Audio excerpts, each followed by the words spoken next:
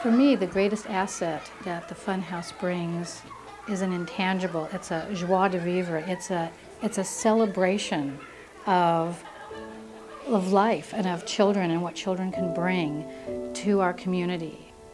The Funhouse has become a place for kids to be.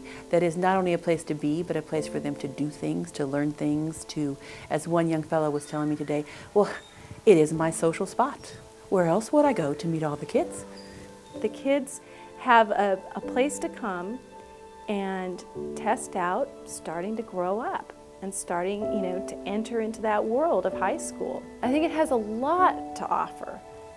Funhouse has been this amazing chance for me personally to grow. I've done improv here since the Funhouse opened. We've been performing all over the island, and we were able to perform in Bellingham, which was really cool.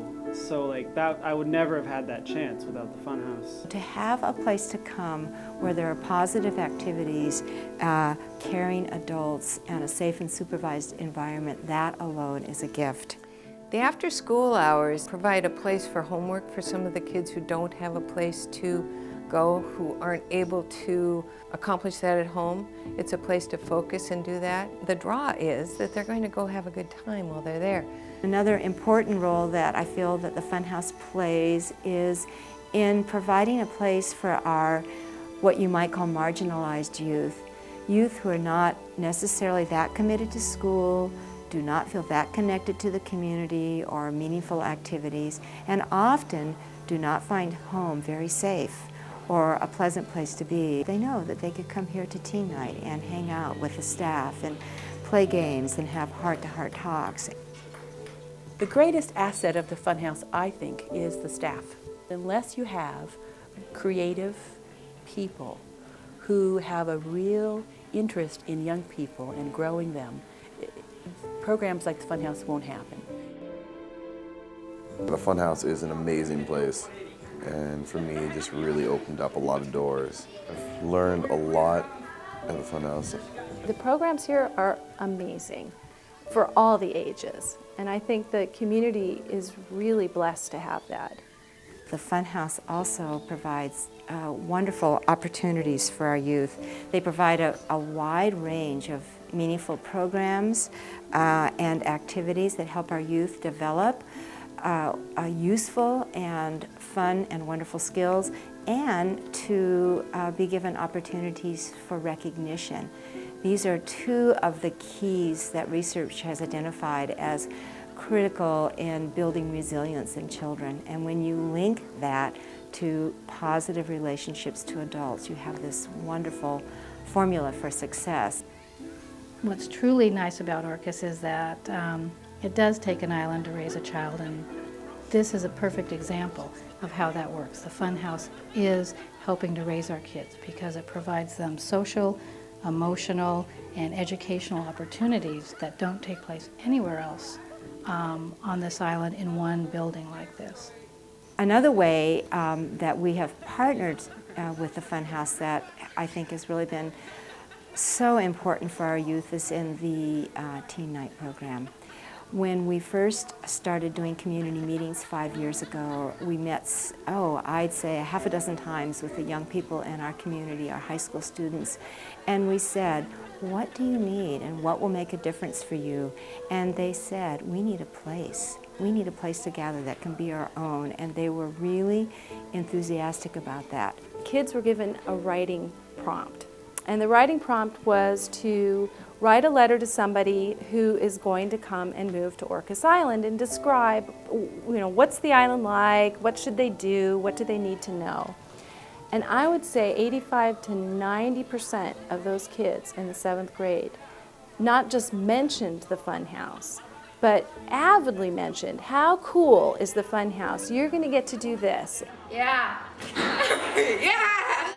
You can watch videos if you want. You can climb outside on things.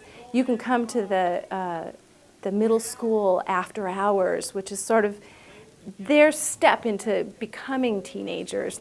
As a parent of 2 children, one of them is 10 years old, and he's in that funny age where he's too young to get on the bus and ride home and wait for me to finish working 5:30.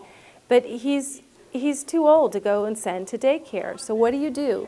They come to the Funhouse where they have their friends and they have an amazing staff that has an honest relationship with them. They know the kids, and there's all sorts of things to do. That was Gracie's jump. It was a nice leap and then a land on her feet. Where else do you see all that happening? All those ages engaging and a safe place, and they're really having fun. From the inception of the Funhouse, our negative juvenile contacts have dropped significantly. I can usually see a large number of kids over at the Funhouse that aren't out roaming the streets and getting into trouble and doing things their parents probably don't want them to. I think that if the Funhouse had to close its doors, the impact at this time would be quite tremendous because it has worked itself into the fabric of the community. There is an expectation and a love of the Funhouse from many of the students. Those activities gone would be hard to fulfill from someplace else. I see a regression of the fabric of keeping youth safe in our community if there wasn't a Funhouse. This isn't just a feel-good place. This isn't just a little extra icing on the cake. I believe the Funhouse is a real integral and structural piece in keeping our children safe. Not just is it a great place to get the additional extras for our kids, but I think it's a rock bottom, solid piece in keeping our kids safe and out of trouble. If we didn't have the Funhouse, where would all those kids be? And what would they be doing? And where would they be? I mean, I think we have to ask ourselves in the community, where would those kids be? Would they be home alone? Where would they be? Whenever youth have an opportunity to succeed, whenever they have an opportunity to connect with caring adults who can give them feedback about the development of their skills and their value as a human being, they flourish. And I feel like the Funhouse plays a very large role in providing those opportunities for our youth in Orcas Island. This place is far too valuable to ever let it go in our community. We have to do everything we can to keep it.